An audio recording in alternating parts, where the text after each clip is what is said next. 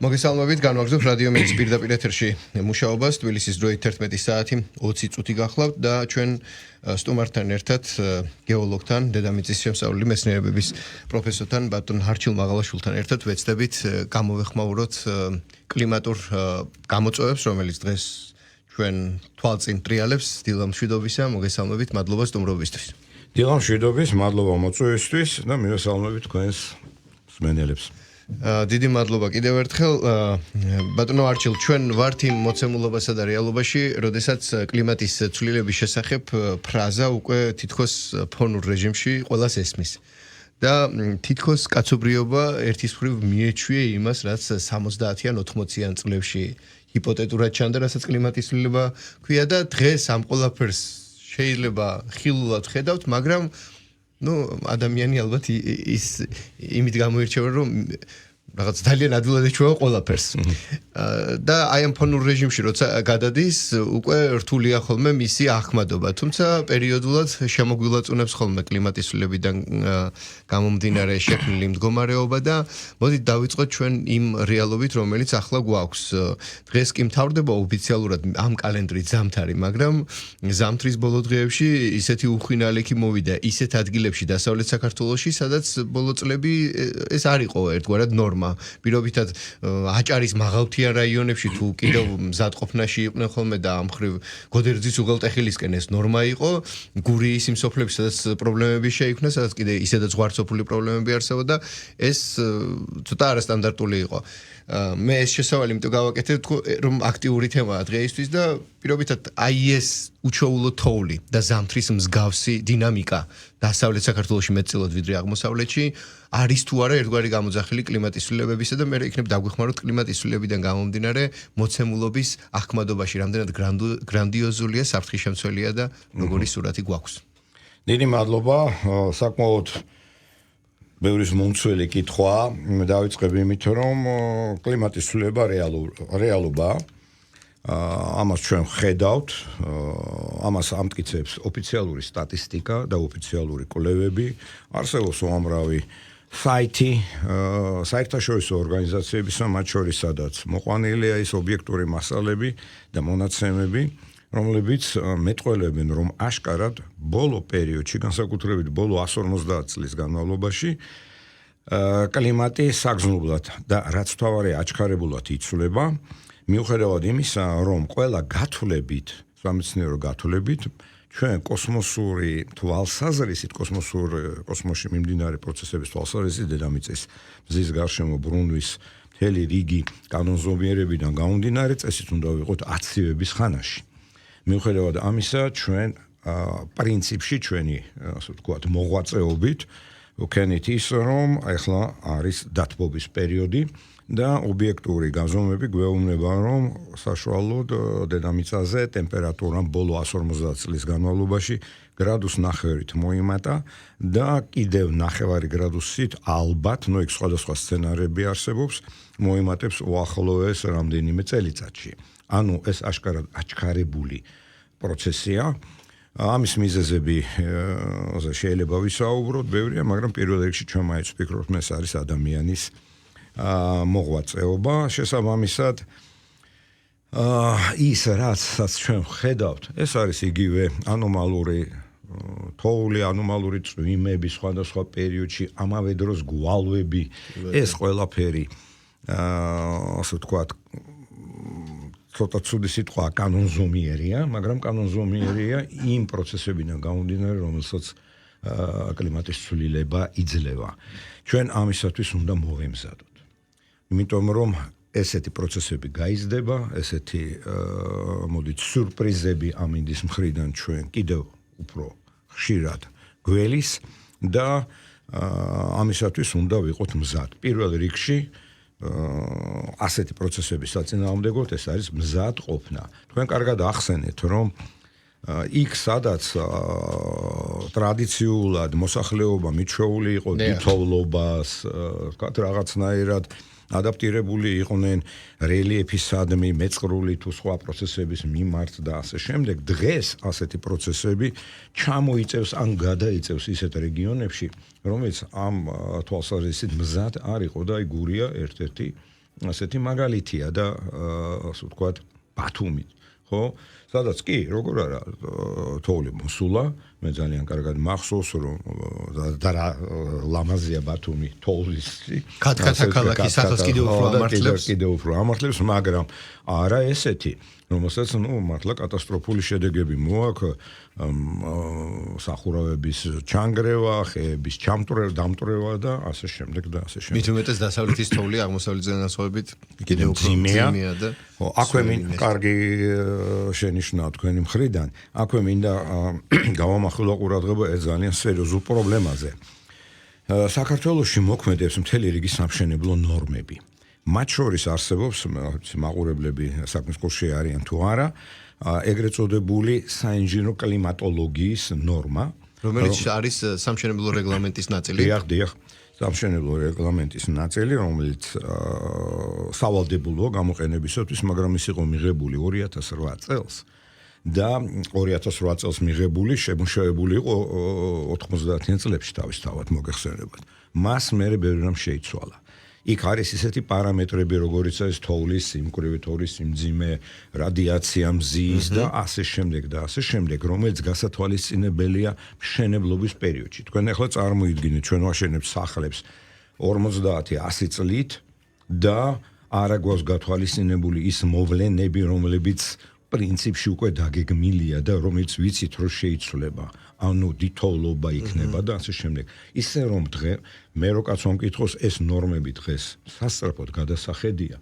სასწრაფოდ, იმიტომ რომ კლიმატის თანამედროვე გამოწვევებს მოვიგოთ. თავისთავად რომ უკვე ჩადებული იყოს ამ ნორმებში ის, რასაც ჩვენ სულ რაღაც 10 წლის მერე შეიძლება წავაწყდეთ. თქვენ წარმოიდგინეთ შენობები, რომელთა დათმუნება ან პირიქით რაღაცა კონსტრუქციული, ვთქვათ, გადაწყვეტილება ადაპტირებული და მორგებული ყოფილიყო გარკვეულ კლიმატურ პირობებს. და ის პირობები შეცვლილია. ეს პირობები უკვე შეცვლილია და კიდევ უფრო შეიცვლება ექსპლუატაციის პროცესში.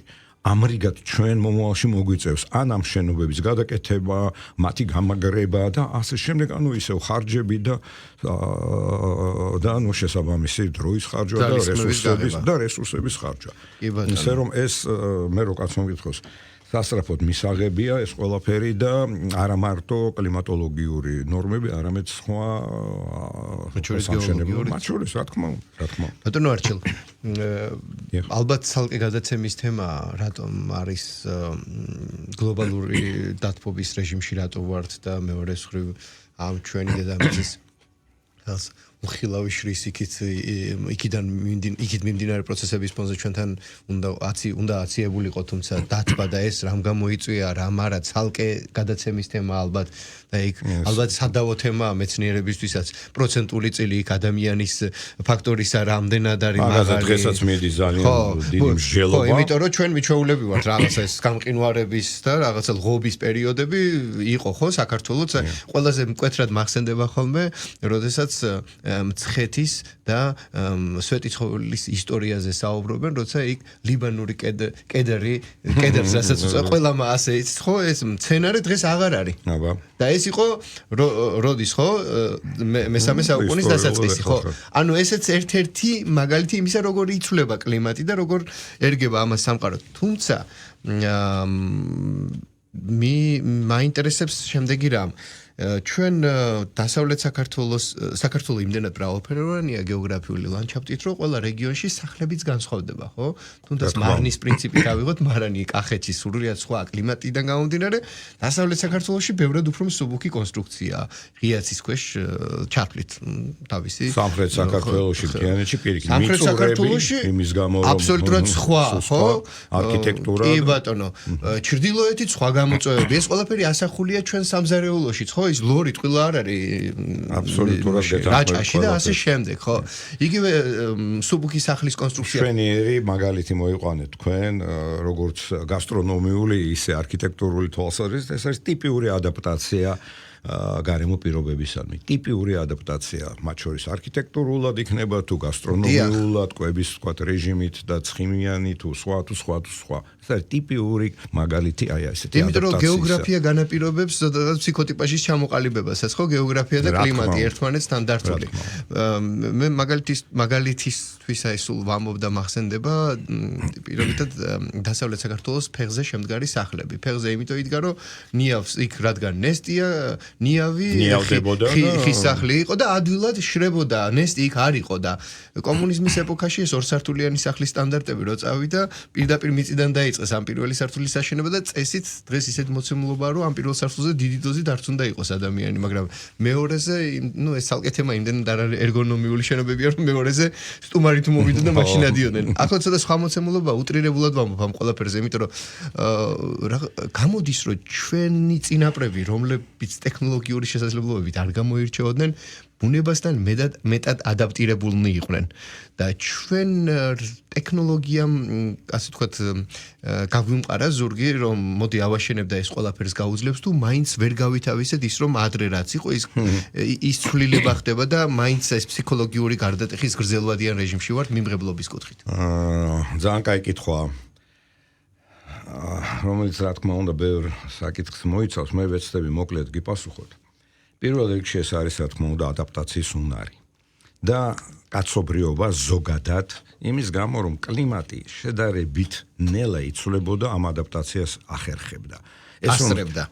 ადეკვატური იყო. კი. და ამიტომაც არ ამოვწყდით. თუმცა ბევრი შანსი იყო ამისი. მე ძალიან მარტივ მაგალითს მოგიყვან ჩვენი წინაპრები ცხოვრობდნენ გამყინვარების პერიოდში, როდესაც არ იყო არც ნავთობი, არც ცენტრალური გათბობა და ასეთი რაღაცეები, ხო? და მაგრამ გადარჩნენ და დღეს ჩვენ, ასე ვთქვათ, ნაყოფი ვართ ამ ასე ვთქვათ, ჩვენი წინაპრების ძალიან მოდი ვთქვათ, დროული ადაპტაციისა.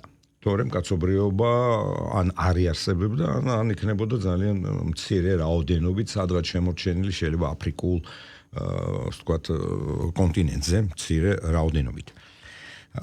მე როდესაც ვთქვი რომ კლიმატი აჩქარებულად იცვლება, ამ სიტყვაში აჩქარებულად დევს ზუსტად ის, რომ ჩვენ უნდა მოვასწოროთ და მოახერხოთ ადაპტაცია იმ პირობებისადმი.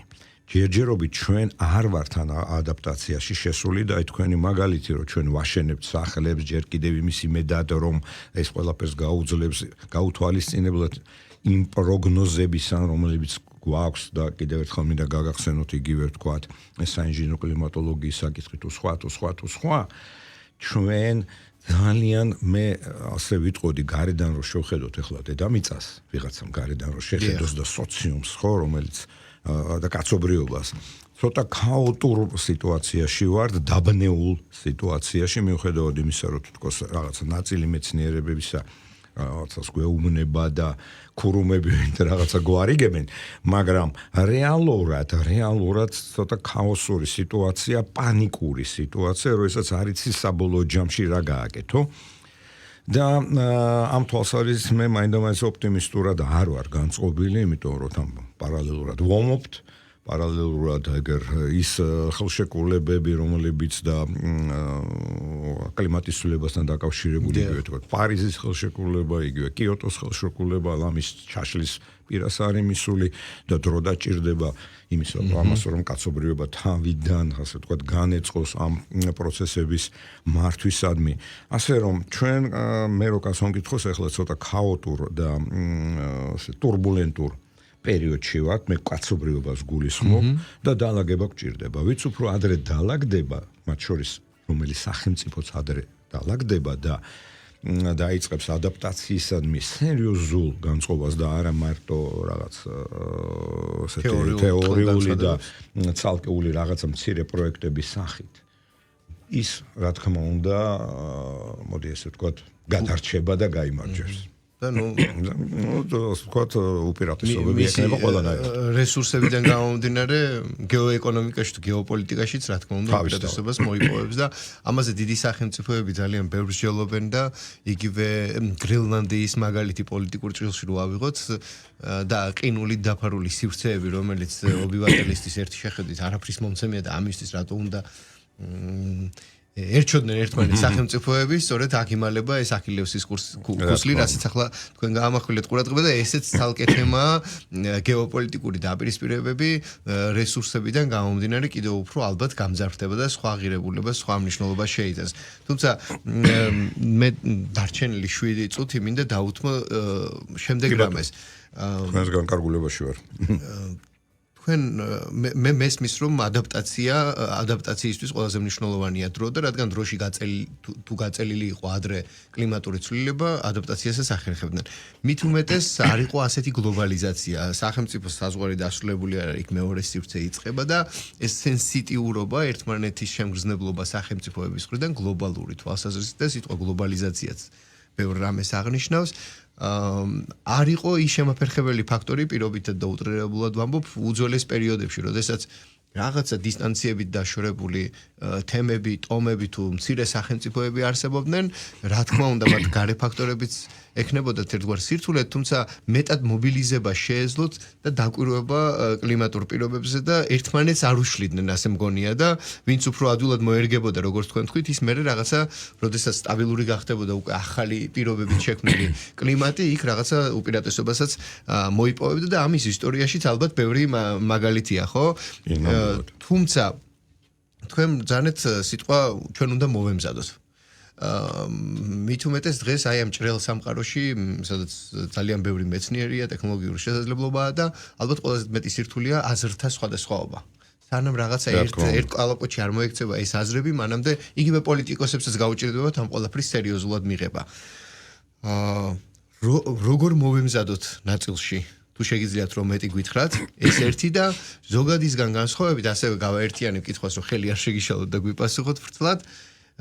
რა შეუძლია რიგით ადამიანს, ვინც ახლა ჩვენ სოციალურ ქსელში გვიყურებს, რადიოში გვისმენს, რა შეუძლია რიგით ადამიანს გაიღოს და გააკეთოს იმისთვის, რომ არა თუ კლიმატური ცვლილება და გლობალური გამოწვევა კლიმატის ცვლილების კუთხით შემოაბრუნოს, არამედ შეაჩეროს ან ხელი არ შეუწყოს.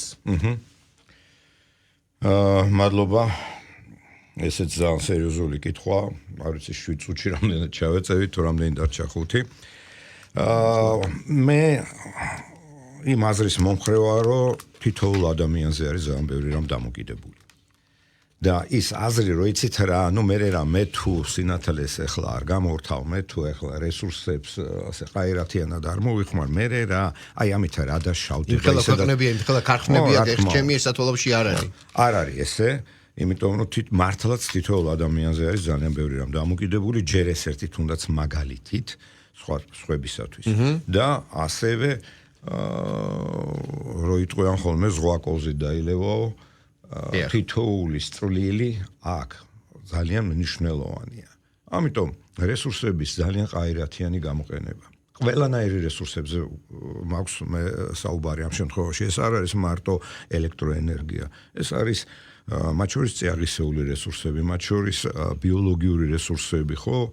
ნებისმიერი რამ, რომელიც საერთო ჯამში გავლენას ახდენს კლიმატზე, საერთო ჯამში მაინც რესურსი ჭირდება იგივე დამატებით თქვათ მოსავლის მოყვანას, იგივე დამატებითი თქვათ რაღაცა სამშენებლო მასალების გამოყენებას, თუ რა ეს ყველაფერი ენერგეტიკასთან არის საერთო ჯამში დაკავშირებული და ეს ყველაფერი თავისთავად კლიმატზე ზეგავლენას ახდენს.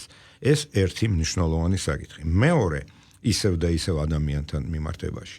ეს გახლავთ ის რომ როდესაც ქვეყანა ყაირათიანად ცხოვრობს, მას შეუძლია რესურსები მიმართოს სხვა მიმართულებით. ამ საწინააღმდეგოდ ადაპტაციისთვის მიმართოს ბოლოს და ბოლოს. ის გამოზობილი. რა თქმა უნდა, ის გამოზობილი რესურსები მიმართოს ადაპტაციაზე. და ეს უკვე ორმაგი ეფექტია. ეს ნიშნავს ორმაგ ეფექტს. თუ ჩვენ ყველანი ამ ჭკუაზე დავდგებით, თუნდაც ლოკალურად სახელმწიფოები მაინც ხო, ვის ის სახელმწიფო რომელიც ასე იცხოვრებს, ის უფრო მოწინავე იქნება და ამის მაგალითები გვაქვს იგივე თქვათ კლასიკური მაგალითი გერმანიისა, რომელიც ძალიან მიუხედავად იმისა, რომ ერთ-ერთი მოწინავე და დიდარი ქვეყანაა, განვითარებული, მაგრამ მე მგონი ყველა მიცის როგორ ცხოვრობენ იქ, როგორ მიმდინარეობს იგივე ნარჩენების გადამუშავება, შეგროვება, რესურსების ხელახლა გამოყენება. ეხლა ძალიან მოდური გახდა ეგრეთ წოდებული ცირკულარული ეკონომიკა, რომელიც საქართველოს ერთ-ერთი მოწინავე, ვინც დაიწყო საერთაშორის ჩვენს რეგიონში ამაზე რაღაც პროექტების განხორციელება და მე იმედი მაქვს, რომ ამას კიდევ უფრო დიდი, ასე ვთქვათ, გასაქანი მიეცემა და განათლება. ამის ყველაფრის განათლებაში შეყვანა, იმიტომ რომ მარტო მაგალითებით, მათ შორის თუნდაც ერთეულების მაგალითებით, მათ შორის თუნდაც ესეთი გადაცემების ვთქვათ მომზადებით, მე არ ამგონია, რომ პრობლემას ჩვენს სწრაფად მოვერევით. აუცილებელია ეს მიდგომები ჩვენ დავნერგოთ საბავშვო ბაღებიდან დაწყებული თუნდაც. სკოლებზე უკვე აღარც არის ლაპარაკი, თავისთავად ესე უნდა იყოს. ჩვენ უნდა გავზარდოთ მოსახლეობა ჩვენი, არა მარტო ქვეყნის, საერთოდ ზოგადად კაცობრიობის მზადყოფნაში იმ გამოწვევებისადმი, რომელსაც ჩვენ წავაწყდებით, კი უკვე წავაწყდით. უკვე წავაწყდით. მე რო კაცო მკითხოს, მე შემეშალა ეს სიტყვა, თქვენ ბრძანეთ, რომ უნდა დავიწყოთ. არა, დავაგვიანეთ. კაცობრიობა დააგვიანა, ცოტა უფრო ადრე უნდა დაგვეწყო ეს ყველაფერი. ამის პროგნოზები უკვე არსებობდა 20 წლის წინ. და მაშინ უნდა გამძრეულიყავით, მაგრამ ძალიან ნელა მიმდინარეობს მე რო კაცო მკითხოს ეს პროცესები. ჩვენ ვაგვიანებთ და აქედან გამომდინარე აჩქარებულ პროცესს შენ თუნდაც აჩქარებულად უნდა უპასუხო. მეტი კონკრეტიკისთვის თქვენს დამეხმარეთ. ნაგვის დახარისხება. მოდი ნაგავს ნოვიტყვით. ნარჩენები, კი ბატონო. ნარჩენების დახარისხება, ნარჩენის და გამოყენება. სწორად გამოყენება, ნარჩენის მოკლედ ნაგვის გადაყრის კულტურა, მე რომ ნარჩენი დავარქვათ, ცოტა დავხვეწოთ. ეს ყველაფერი თითქოს არაფერ კავშირშია კლიმატთან, მაგრამ ნამდვილად არის. არის. ნამდვილად არის. ერთი მინდა რომ პრაქტიკულებით წავიდეთ. ავტომობილი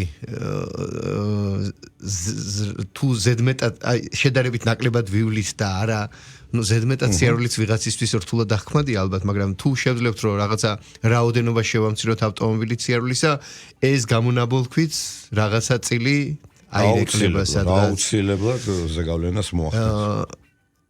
ენერგოდამზოგავი ნატურების გამოყენება და ზოგადად ტექნოლოგიები, ხო? მეტი ყურადღება მივანიჭოთ პირობითად საყოფაცხოვრებო ტექნიკის შეძენისას იმ და უპირატესობა მივაჭინიჭოთ იმ ტექნიკას, რომელსაც აწერია პლუს პირობითად A+ ან A++ უკეთესი იქნება. შეიძლება მცირედით უფრო ძველი იყოს, მაგრამ გრძელვადიან პერიოდში მაინც ეკონომიურია. ელექტროენერგიის და შუქის გამორთვა გაჩენა უკვე კარგი მაგალითია იმისა. და რამდენი წელია ეს არის? ეს არის განსაკუთრებით ევროპის ქვეყნებში, ანუ მოწინავე ქვეყნები არიან და ამას აქცევენ ყურადღებას და ჩვენთვის ეგ არ არის უპირატესი. მე მინდა ერთი მაგალითი მოგიყვეთ. შეერთებულ შტატებში პირველად რო ვიყავი, რამდენიმე ტიპის სხვადასხვა სასტუმროში მომიწია ყოფნა. რაღაც პროექტი იყო, ხან რაღაც ფეშენებულ სასტუმროში გვიწევდა გაჩერება, ხან უფრო საშუალო რაღაც კლასის. და იცით რას მეაქცია ყურადღება? ჩვეულებრივი კლასის სასტუმროებში ყოველ დღე ცვლიდნენ თეთრეულს და პირსახოცებს. და მაღალი დონის სასტუმროებში ეწერა რომ თუ თქვენ არ მოითხოვთ, ხო, ჩვენ თუ არ მოითხოვთ, ჩვენ ამას არ გავრეცხავთ, იმიტომ რომ ამას სჭირდება ენერგია, ამას სჭირდება ქიმიკატები, ამას სჭირდება შეგნებულ ადამიანებზე იყო გათვლილი. ხვდებით? ანუ უფრო მაღალი დონის სასტუმროში უფრო შეგნებულ ადამიანებზე იყო გათვლილი და წერდნენ ჩვენ კი არ გვეზარება. მაგრამ მოთხოვნის საფუძველზე? ხო, თუ თქვენ ამას არ დააგდებთ, იადაგს თუ დააგდებულია, ჩვენ ხვდებით რომ ეს არის გასარეცხი და გაუფრთხილდეთ ბუნებას. აი, შეგნება. ისე როგორც თაბახის ფურცლების ამობეჭდვა. რა თქმა უნდა. ციფრულმა ეპოქამ ერთი ეს სიკეთე მოიტანა ალბათ სხვა ყველაფერთან ერთად შეიძლება რაღაც ნეგატიურებიც მოყვეს, მაგრამ ის რომ პირობითად ბანკში რაღაცა ელემენტარულ ოპერაციასთან დაკავშირებით მისულს რამდენიმე ფურცელი უნდა გაეხია ოპერატორს და თქვენთვის უნდა მოეცა. ან სადაზღვევო კომპანიაში წასულს ექიმი როცა რაღაცას გამოგიწერდა, ფურცლების დასტით მიდიოდი აფთიაქში და დღეს ეს არ არის. ეს მინიმალური სამბობი. არა, ვერ დაგეთანხმებით. ნუ ისე იმ რაოდენობით არ ძალიან არის. კარგად მახსოვს პერიოდი ციფრულამდელი. საბჭოდი მანქანა 500-ზე მეც ვერ ბეჭდავდა. დიახ. და უნდა შავი კალკით თუ რაღაცა ასე შემდეგ კოპირების ქაღალდით და მთელი პრობლემა იყო. ეხლა პრინტერები ერთი იმის დაბეჭდით შეგიძლია 100 ეგზემპლარი ამობეჭდა არეზარებად მე უამრავ ეს უკვე კულტურის ნაწილია. რა თქმა უნდა, მინახავს უამრავი შემთხვევები, როდესაც ეზარებად თქვათ, იგივე კომპიუტერში რედაქტირება და რაღაცა ბეჭდავენ, ხევენ. ქაღალდის მოხმარება მიუხედავად იმისა, რომ თითქოს ციფრულ ასე ვთქვათ, ამ კულტურას უნდა შეემცირებინა პირიქით, მე რო კაცო მკითხოს მოიმატა. ნუ ახმადობის საკითხია. ამდენი გინახავთ თქვენ ხო ის ყუთები ქაღალდის. კი ბატონო. რას ბრძანებთ? ასეთი ამდენი ყუთები ორგანიზაციებში ვის შექონდა? დეფიციტი იყო ქაღალდის და ნუ ძალიან ცხელი ტაბახების ესეთი ის იყო. კი ბატონო, მე უბრალოდ ასეთი ახმა გქონდა და შეიძლება მე არ ვიცი სტატისტიკა. საერთოდ კარგი ისა საკვლევი მასალაა და თემა საერთაშორისო. ხო, როგორ მოიმატა და როგორ ხდება ეს? კოლოსალური რაოდენობით გაიზარდა მაკულატურის რაოდენობა, მართალია გაზეთები ისეთი რაოდენობით არ გამოდის ხო? თავდა რაც ერთი მხრივ კარგია ამ ეკონომიის თვალსაზრისით, მაგრამ აი ის რაც ხდება ოფისებში, ნუ ეს რა ვიცი, ეს მაშინ უკვე ეს კომერციული ფართების იქნება თუ ორგანიზაციების მხრიდან სოციალური პასუხისმგებლობის კუთხით აღებული კულტურის ნაწილი უნდა იყოს და ესეც ცალკე თემაა.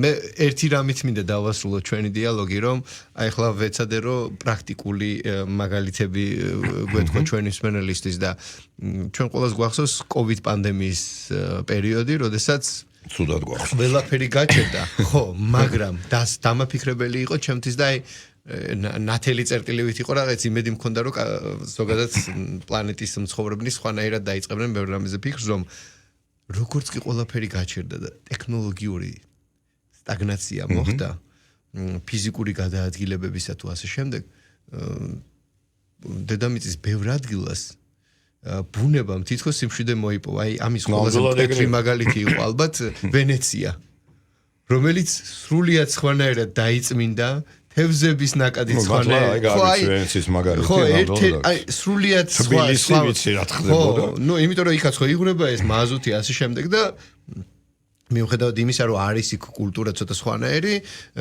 ნავით გადაადგილებისა, იმიტომ რომ აი იქაც კი გამოჩნდა და ძალიან ბევრ ადგილას ბუნებამ სიმშვიდე იგრძნო. ანუ ეს ალბათ ლოგიკურად კიდევ ერთხელ მიუთითებს, რომ კლიმატური ცვლილების აი მიმდინარე პროცესში ადამიანის წილი მცირე არ არის. მადლობა სტუმრობისთვის. ზაზა, თქვენ როდისმე შუადღის ჩიტების გალობა თბილისში გაგიგია? აი კოვიდის დროს ისმოდა. კოვიდის დროს ახლაც არის ხოთაშორის ადგილები. ხო, ნუ აი რომ აივანზე რომ გავდიოდი, ქალაქის ხმაურის მაგივრად, რომელიც მუდმივია, ხო, დღისით ფონურ რეჟიმშია, იყო ჩიტების ხმაური. დიდი მადლობა მოწვევისთვის, საინტერესო. თქვენ მადლობა სტუმრობისთვის, იმისთვის რომ მობრძანდით და კიდევ ერთხელ ისაუბრეთ თემაზე, რომელიც თითქოს აბსტრაქტულია, თითქოს ხელშეუხებელია და ჩვენ ხო ადამიანებს ეგ გვაქვს, რომ ნუ სადღაც კი არის რაღაცა, მაგრამ მე არ მეხება და სანამ არ შემეხება ეს თადარიგის დაჭერა კიდე ცალკე თემაა. მადლობა, მოკლედ ბატონ არჩილ მაღალაშვილს მასპინძლობდით, გეოლოგს, დედამიწის შემსწავლელი მეცნიერებების პროფესორს და მასთან ჩვენი დიალოგი აიტვირთება რადიო ამედის Facebook გვერდზე დროებით.